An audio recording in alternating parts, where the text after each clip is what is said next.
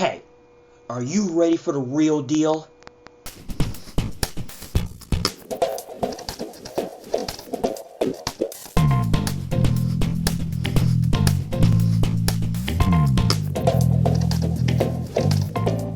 Hey everyone, the Anti-Pundit is back.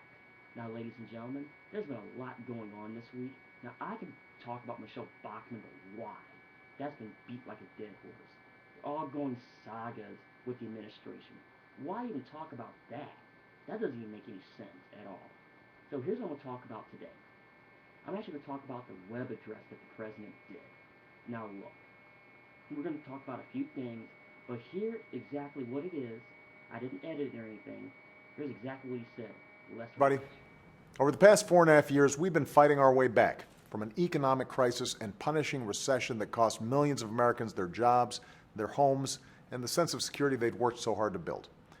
But thanks to the grit and determination of the American people, our businesses have now created nearly 7 million new jobs over the past 38 months. An auto industry that was flatlining is once again the heartbeat of American manufacturing, with Americans buying more cars than we have in 5 years. Within the next few months, we're projected to begin producing more of our own crude oil at home than we buy from other countries. The first time that's happened in 16 years. Deficits that were growing for years are now shrinking at the fastest rate in decades. The rise of healthcare costs is slowing too. And a housing market that was in tatters is showing new signs of real strength. Sales are rising, foreclosures are declining, construction is expanding, and home prices that are rising at the fastest rate in nearly 7 years are helping a lot of families breathe a lot easier. Now, we need to do more. This week, my administration announced that we're extending a program to help more responsible families modify their mortgages so they can stay in their homes. But to keep our housing market and our economy growing, Congress needs to step up and do its part. Members of Congress will be coming back next week for an important month of work. We've got to keep this progress going until middle-class families start regaining that sense of security. And we can't let partisan politics get in the way. Congress should pass a law giving every responsible homeowner the chance to save about $3,000 a year on their mortgage by refinancing at historically low interest rates. Congress should put more Americans to work rebuilding our crumbling roads and bridges, like the one that collapsed last week in Washington state. We'd all be safer, and the unemployment rate would fall faster. And Congress should fix our broken immigration system by passing common sense reform that continues to strengthen our borders, hold employers accountable, and provides a pathway to earn citizenship. And also modernizes our legal immigration system so that we're reuniting families and attracting the highly skilled entrepreneurs and engineers who will help our economy grow. So there are a lot of reasons to feel optimistic about where we're headed as a country, especially after all we've fought through together. We've just got to keep going. Because we've got more good jobs to create, we've got more kids to educate, we've got more doors of opportunity to open for anyone who's willing to work hard enough to walk through those doors. And if we work together, I'm as confident as I've ever been that we'll get to where we need to be. Thanks, and have a great weekend. Alright everybody, let's start with the auto industry.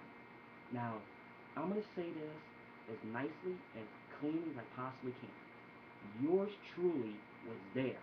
I saw it firsthand. First of all, it wasn't 2008 when it started. It was the summer of 2007 when the gas prices shot up. And I saw it every single day. All these people with these big trucks and SUVs trying to get out of them. And it was bad. I mean, real bad. So it didn't start in 2008. It started in 2007. So if you're going to say something like that, at least have your information correct all the way. It just makes you look bad, man.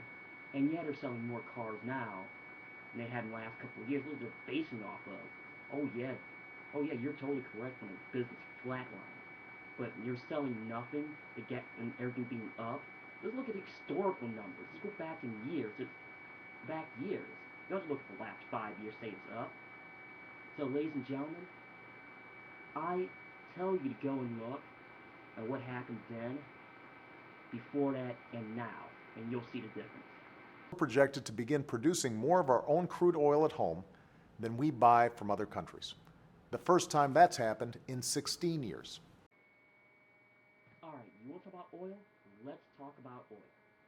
Yes, you're correct about we're producing more as far as importing versus exporting the last 16 years. totally accurate. Yeah, they're getting from a lot of other places like, drilling more, fracking, things like that. But that's not what I want to talk about. Gas prices aren't dropping, and it has nothing to do with us producing oil.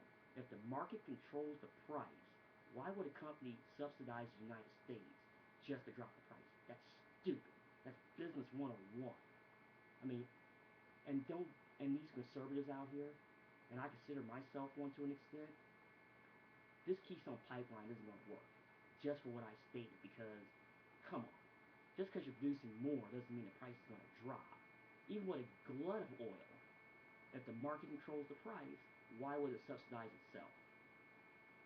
It just use your heads, folks. Americans to work rebuilding our crumbling roads and bridges, like the one that collapsed last week in Washington state. We'd all be safer, and the unemployment rate would fall faster.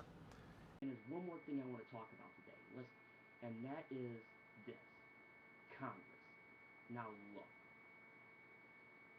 say what you want about Congress, specifically the House of Representatives. Now I'm going to say this, and you should have did this years ago. Hold their feet to the fire. What I would have done? Publicly threaten them. How would you do that, Lance? What are you talking about? I would have did it right during the State of the Union. Just told them, hey, look, do your jobs or you'll be gone. I mean, go out and be the ball buster. That's not asking a whole lot. I mean, yeah, they'll get them in shape real quick. I mean, and I know Americans aren't that stupid, They see what's going on. They're just fed a bunch of BS from the media. And I'm talking about media in general.